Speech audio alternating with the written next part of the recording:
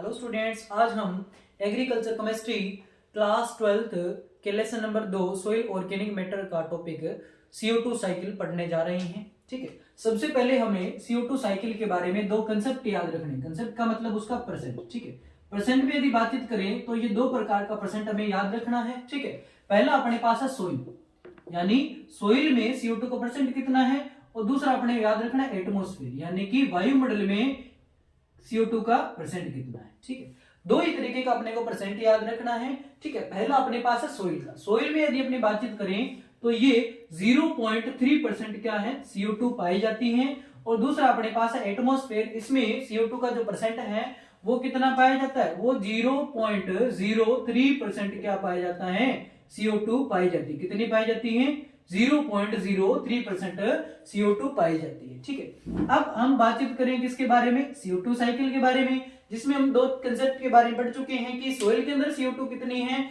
और एटमॉस्फेयर में CO2 का परसेंट कितना है। ठीक है, अब देखिए हमने बातचीत करी CO2 के परसेंट के बारे में, कितना है कितना नहीं है, सोइल में कितना है और एटमॉस्फेयर में कितना है। ठीक है, पहले हम समझते हैं किसके बारे में कि इस CO2 का रिलेशन किस किस चीज के बारे में। ठीक है, एक अपने रिलेशन यहां चेक करेंगे, ठीक है, अपनी बुक के अकॉर्डिंग प्लांट से, दूसरा अपने रिलेशन चेक करेंगे एनिमल से। किसके साथ, एक तो अपने चेक किया किसके साथ, एक तो अपने चेक किया प्लांट के साथ रिलेशन, और दूसरा अपने चेक कर रहे हैं एनिमल के साथ रिलेशन। ठीक है, अब देखिए जो अपने पास प्लांट है, प्लांट क्या करेगा, प्लांट भी तो इसके साथ CO2 के साथ रिलेशन रखेगा। वो किस तरीके का रिलेशन है, जब प्लांट क्या करता है, फोटोसिंथेसिस करता है। क्या करता है, जब प्लांट ने क्या करी, फोटोसिंथेसिस करी, क्या करी, फोटोसिंथेसिस करी, तो प्लांट क्या करता है, CO2 को एब्जॉर्ब करता है। क्या करेगा, CO2 को जब वो एब्जॉर्ब करेगा तो उसमें क्या होता है, वो जो CO2 है वो प्लांट में आकर के किसमें कन्वर्ट होगी,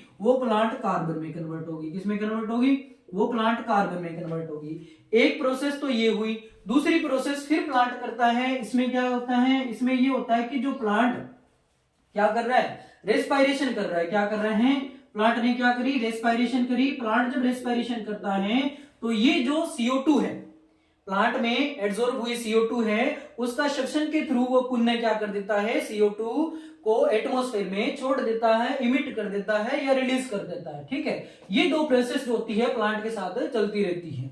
अब यहां जो प्लांट के साथ बनी हुई कार्बन है, ठीक है, यहां जो प्लांट में बनी हुई कार्बन है, यानी कि CO2 से जो कार्बन में कन्वर्ट हो गया प्लांट, यानी प्लांट कार्बन कन्वर्ट हो गई। ठीक है, अब ये क्या होती है, इसको क्या करता है, कंज्यूम करता है। कौन, एनिमल।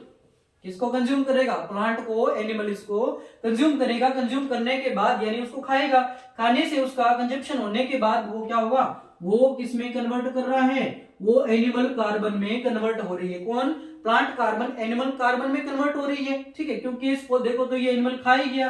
ठीक है, अब क्या हो रहा है, यहां जब ये एनिमल की क्या है, कार्बन है, एनिमल के अंदर जो कार्बन है, अब एनिमल यहाँ एक वर्क कर रहा है। क्या कर रहा है, एनिमल यहाँ पुनः रेस्पायरेशन कर रहा है। क्या कर रहा है, एनिमल ने यहाँ क्या करी, रेस्पायरेशन करी। जो एनिमल रेस्पायरेशन कर रहा है तो उसमें क्या हो रहा है, इस एनिमल ने पुनः एटमॉस्फेयर में CO2 को इमिट कर दिया, रिलीज कर दिया। ठीक है, इस तरीके से प्लांट और एनिमल का रिलेशन हम समझ चुके हैं भी CO2 का प्लांट और एनिमल का आपस में क्या रिलेशन है। ठीक है, अब यहाँ क्या होता है, जो प्लांट है और एक एनिमल है, जब इनकी लाइफ साइकिल यहाँ कंप्लीट हो जाती है तो ये क्या हो जाते हैं, अपनी लाइफ को त्याग देते हैं, यानी कि ये डेड बॉडी के रूप में सोइल में चले जाते हैं। यानी कि जब ये मर गए तो ये क्या चले गए, सोइल के अंदर चले गए। ठीक है, अब यहाँ होता क्या चीज है, यहाँ बन जाता है सोइल ऑर्गेनिक मैटर। क्या बन जाता है, सोइल ऑर्गेनिक मैटर बन जाता है। क्या बनेगा, सोइल ऑर्गेनिक मैटर बनेगा।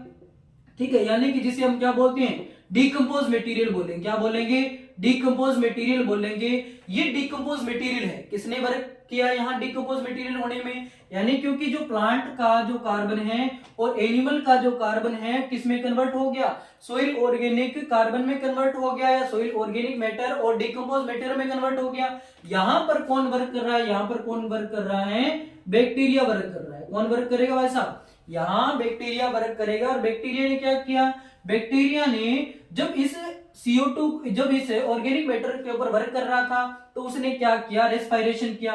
क्या किया, रेस्पायरेशन किया। तो वो क्या करेगा, जब रेस्पायरेशन एटमॉस्फेयर से जो CO2 गई हुई है एटमॉस्फेयर में, यानी जो CO2 है उसको रेस्पिरेशन के थ्रू ये बैक्टीरिया पुनः अपने और अंदर कंजप्शन कर रहा है, ठीक है। और क्या होता है, और यहाँ जब ये बैक्टीरिया इसके ऊपर वर्क करता है सोइल ऑर्गेनिक मटेरियल पे, ये जब इसके ऊपर वर्क करेगा, ठीक है, तो उसको ऑक्सीजन की रिक्वायरमेंट थी, तो उसने कहां से ली, CO2 से ऑक्सीजन ले लिया। लेकिन जब ये इसके ऊपर वर्क करके इसको डिकम्पोज करता है तो ये पुनः क्या बना देता है, CO2 बनाता है, जो सोइल में पड़ी रहती है और बाद में ये क्या होती है, एटमोस्फेयर में चली जाती है।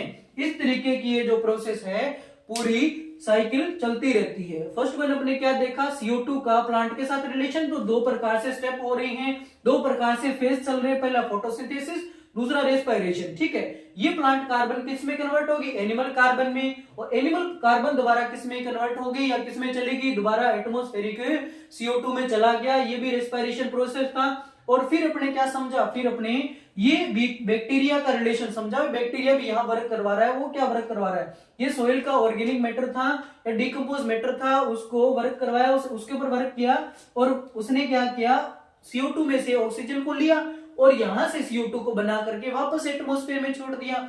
तो ये जो साइकिल होता है CO2 साइकिल प्रॉपर रूप से, प्रॉपर वे से चलता रहता है, जिसमें सोइल का क्या बोलते हैं, CO2 साइकिल बोलते हैं, ठीक है।